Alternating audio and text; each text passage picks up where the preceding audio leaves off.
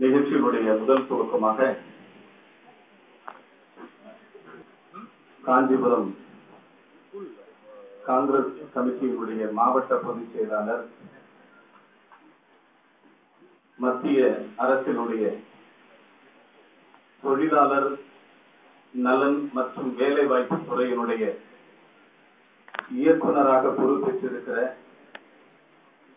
காங்கிரஸ் கட்சியின் பாரம்பரியமிக்க குடும்பத்தை சார்ந்தவரும் இந்த மாவட்டத்தினுடைய இளைஞருமான என்னுடைய அருமை தம்பி SLNS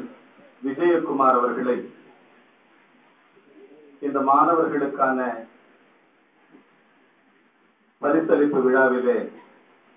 வரவேற்புரை ஆற்ற வேண்டும் என அன்போடு கேட்டுக்கொள்கிறேன்.